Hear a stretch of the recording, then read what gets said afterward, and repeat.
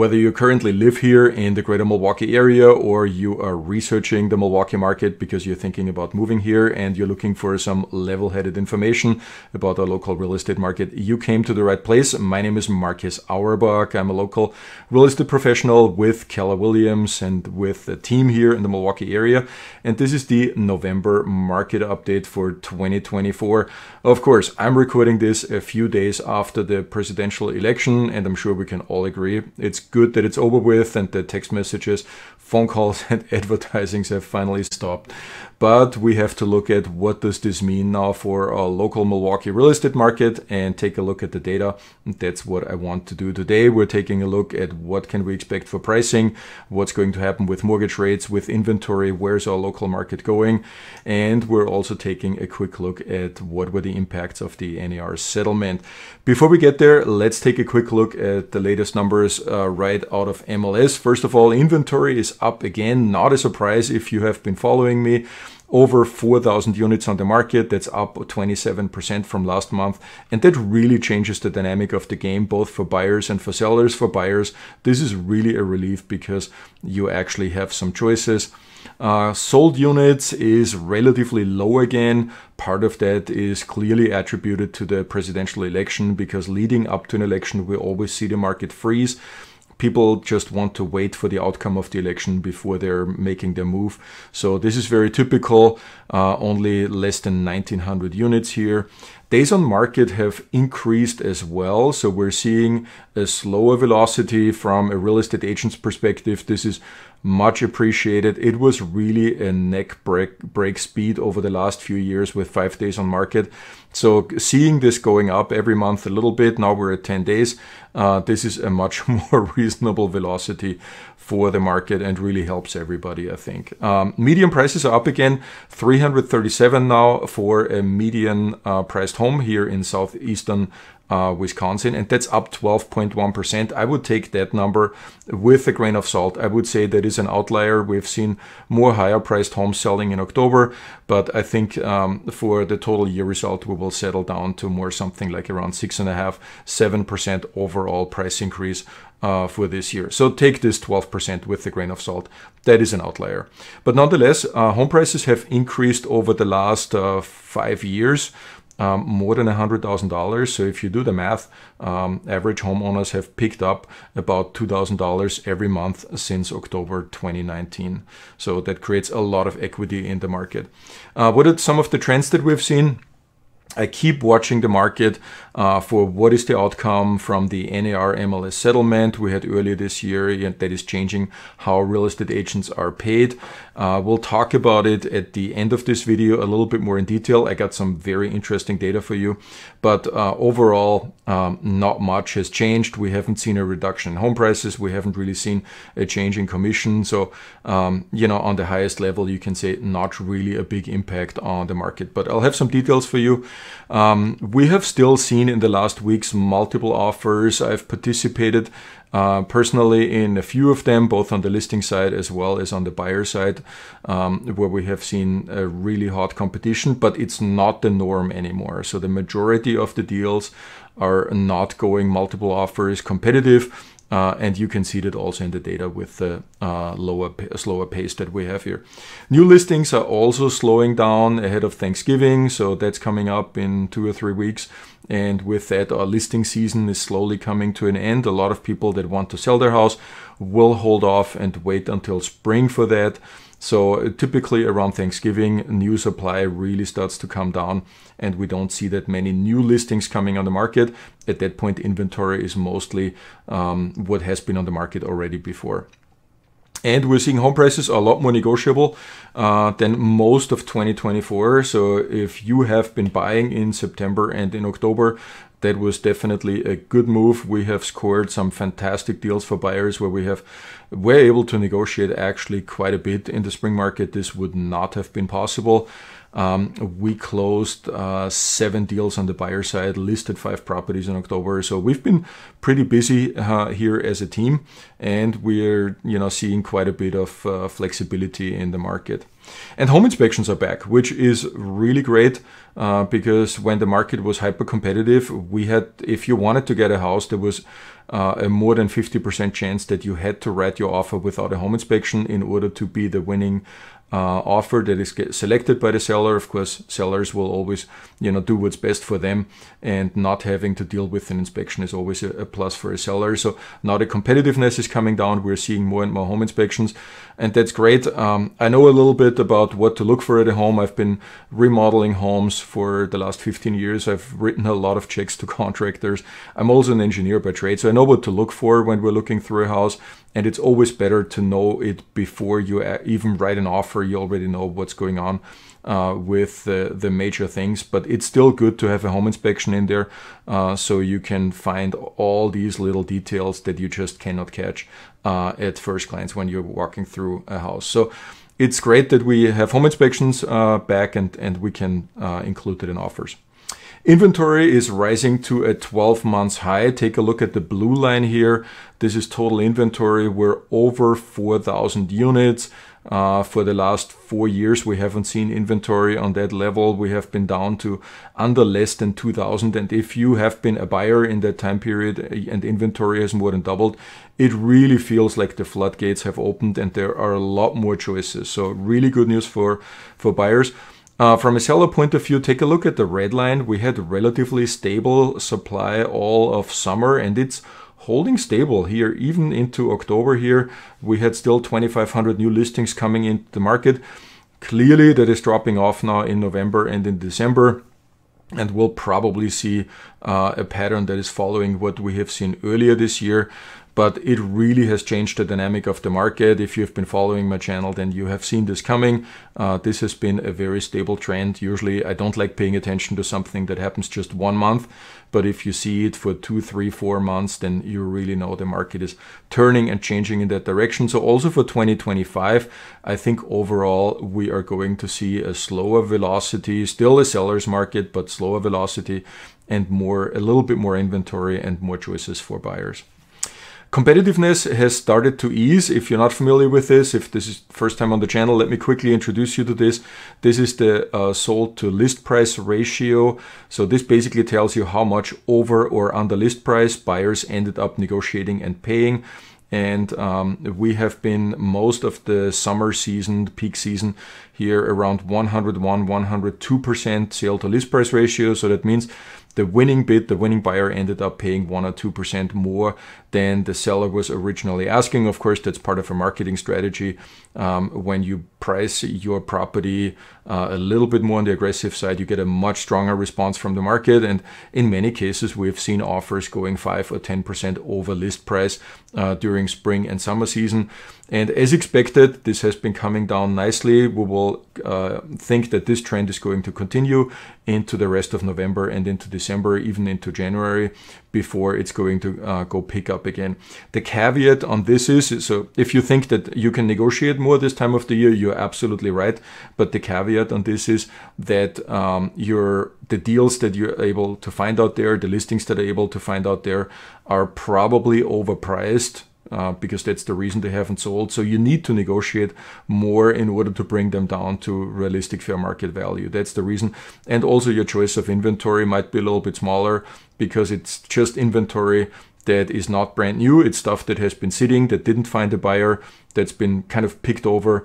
And so maybe from finishes or layout or what you're looking for in a home, many of these listings are maybe not perfect. So that's the reason why you're seeing more room to negotiate typically in the last quarter of the year.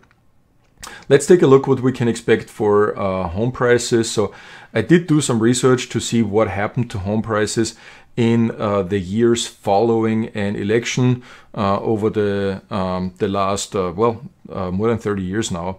And you can see basically every time, all the way from 1992 to 2020, we have seen home prices going up, of course, with the exception of 2008.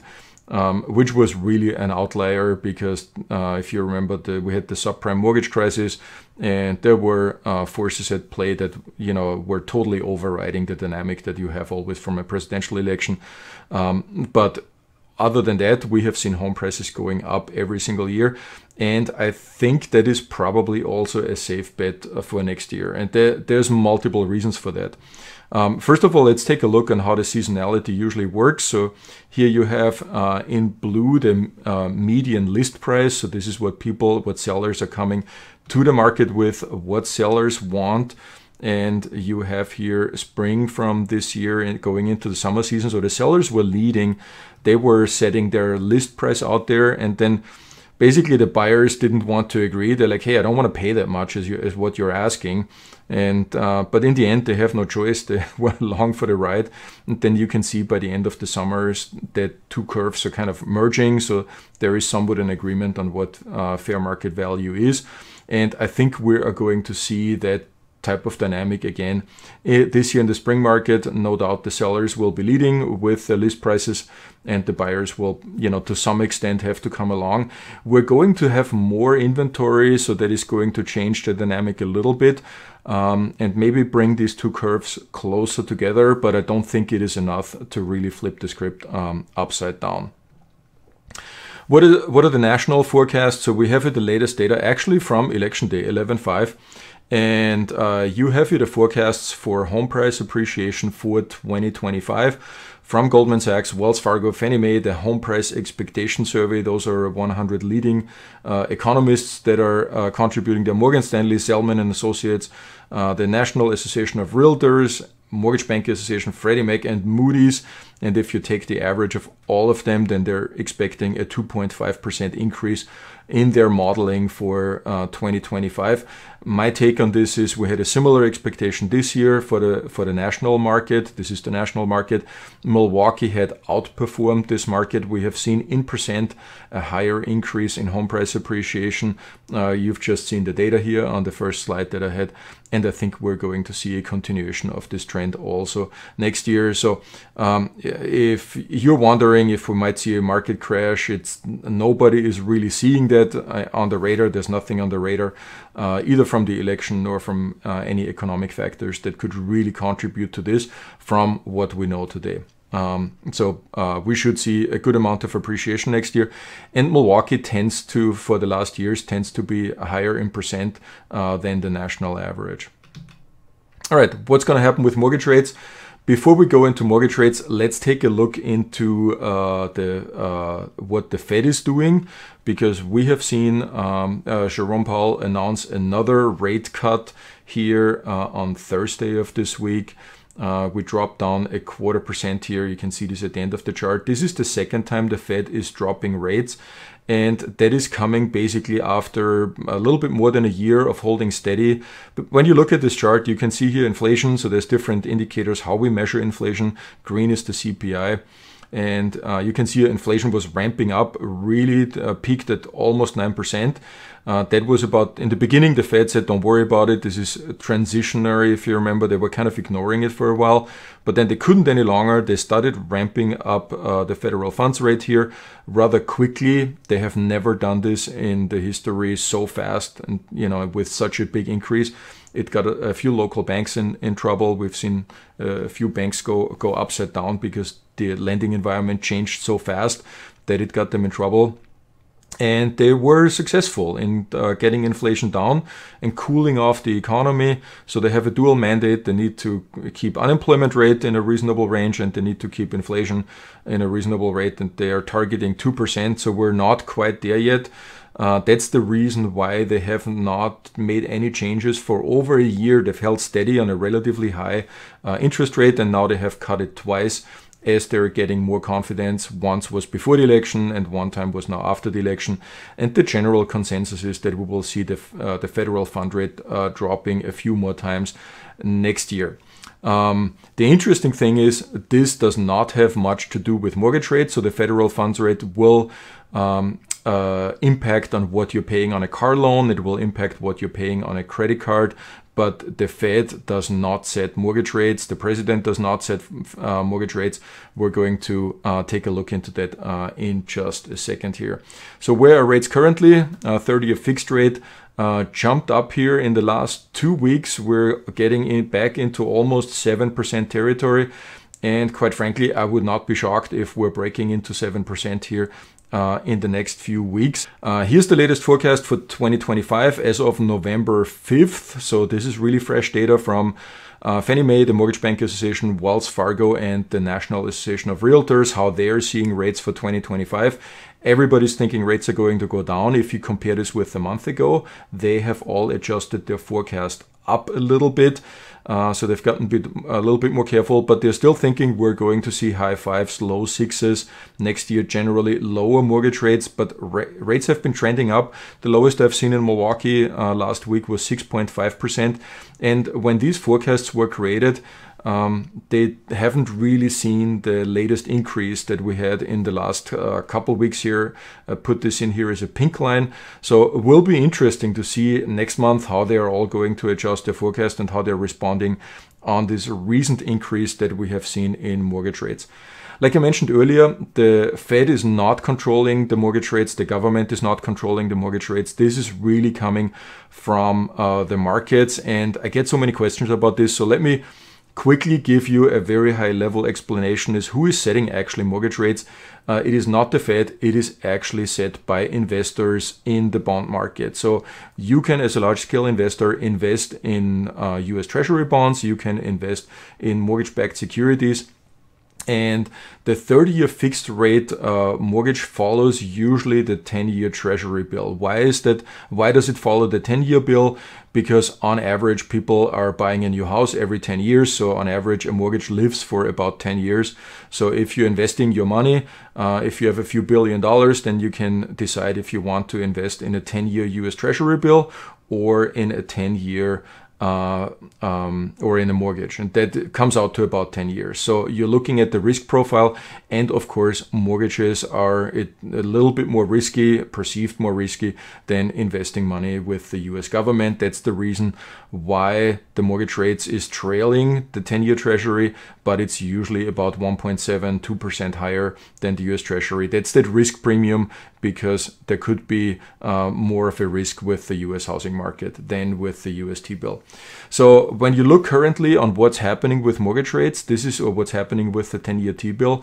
This is telling you that investors are anticipating more inflation based on what they're seeing today. So that's why the bond yields are rising.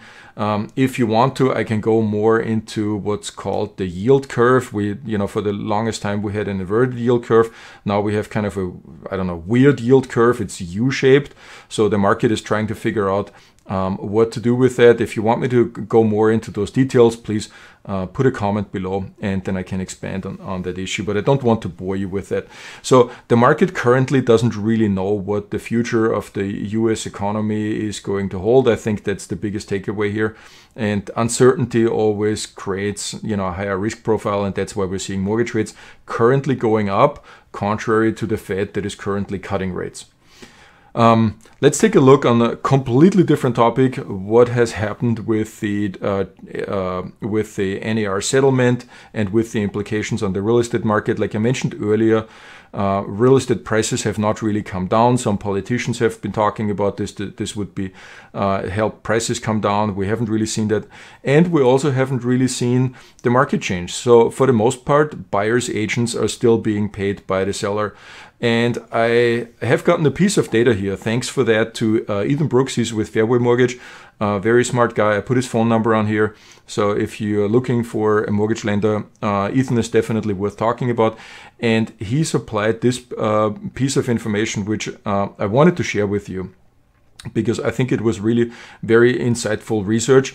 And he's got a fairly good data set. So they were able to analyze almost 2,000 transactions here in Wisconsin. So this is locally. And you can see that we have not seen a huge change of where buyers have paid any portion of commission. So this went from basically a handful throughout this year to now in October two hands full. So you can call this maybe a microscopic change. This could also have to do with the election cycle. So not much of a change here. And also when you look at buyers so this is only a portion. So this is when the seller is not willing to pay all of the buyer's agent commission. They put out a certain percentage. And then he also looked at buyers that paid everything. So where the seller said, I'm not going to pay a dime towards a buyer's agent. You have to, as a buyer, you have to pay your own. And out of 2,000 transactions over the year almost, you can see those are relatively small numbers. There's been a few unicorns. And quite frankly, if the deal is good enough, it might be worth to work that into your numbers and say, okay, this deal is so good, I don't mind paying my own agent because this makes totally sense. But overall, it confirms the theory that sellers will always do what's best for sellers. So generally, you see that the longer it takes to sell a house, the more sellers have an incentive to work with more buyers and attract more buyers. So thanks to Ethan Brooks for the data. That was a really insightful data set and piece of research. All right, what can we expect for the Milwaukee area here in the next few weeks and months? I think rates are going to be trend higher. As I said, would not be surprised if we're going to see mortgage rates in December trending into the 7% range here. Listings, we're getting to the end of the season as of Thanksgiving. New listings are usually on a very, very low level. A lot of people will just at that point hold off for the holiday season. And they start thinking more like, I want to sell my house. When do I do this? So probably in spring. And most people are targeting March and April with that. So there's going to be a shortage or a reduction in new listings coming on the market over that time period. Appreciation for 2024. I think we will finish that year with the home price increase locally here for the Greater Milwaukee area of around 6 to 7%. The October number that we've seen, I believe that's a total outlier. It's not realistic. But on the other hand, 6 or 7% home price appreciation is still a very strong increase for the Milwaukee area. And it is also significantly more than the rest of the market. I looked, for example, into what's going on in Austin, Texas at the moment. They have been an absolute high flyer in 22 and 23. And at the moment, completely inverted situation as we have in Milwaukee. So they have almost 6 months worth of inventory. Buyers are negotiating quite a bit. Homes are sitting on the market. So that goes to show really how different real estate markets can behave across the country. In Milwaukee, we still have completely opposite scenario than these guys have down there. From a buying point of view, there's really an opportunity to negotiate right now. And that will continue throughout the next, I would say, 8 to 12 weeks because of our typical winter seasonality. But on the other hand, take it with a grain of salt because some of the listings are sitting out there for a reason. They're either overpriced or the condition is not good. So it's always important to understand which one it is. And, don't get excited over the price. We always have to run numbers first, look at comparables and determine what is really the fair market value of that home, because what looks like a deal may not be a deal, or it could be. There is no way of telling. So the mistake to just gauge the success of a deal if you were able to negotiate down from the list price is really flawed, because you could be negotiating down from the list price and still pay too much for the house. So understanding of what fair market value is for a property is really critical, but there is opportunity to negotiate. If you're selling, right now is the time to prepare for early spring. There is something to be said about being early in the market and beating the masses. And most people are contemplating to doing some upgrades and some renovation. If you're thinking about this, please ask me for some input on that first. More often than not, I have to talk people out of making expensive repairs because they are not going to yield the return on investment that you're looking for. It really comes down to being smart about these things. You want to spend the least amount of money possible, the least effort, that still yields you the highest sales price and the highest net bottom line for you. And don't want to spend a whole lot of money on something that doesn't really change your sales price. So right now is a good time to talk about this. Ahead of the spring market 2025, I think we're going to see more sales. So the overall sales volume in the market, I think, is going to increase. There's going to be more opportunities. I think we're going to see higher prices. And it's too early to tell, but the upwards pressure that we see on prices may not be really as strong as we have seen this in previous years. But all of the indicators are definitely pointing to higher prices and not to lower prices. If you have questions about this, very happy to have a chat with you. Send me an email at m.auerbach@kw.com. That's the way most people prefer to reach out to me, but you can also go on my website, onpointrg.com. Look up my schedule and just pick a time that works for you, and we'll hop on a phone call or on a Zoom call, and then we can talk about your personal circumstances, the goal for your family, and then I can help you work out a good strategy around those things that also incorporates what's going on in the market and works best for you and for your family. That's all I had for you. Thank you very much for watching, and I'll see you next time.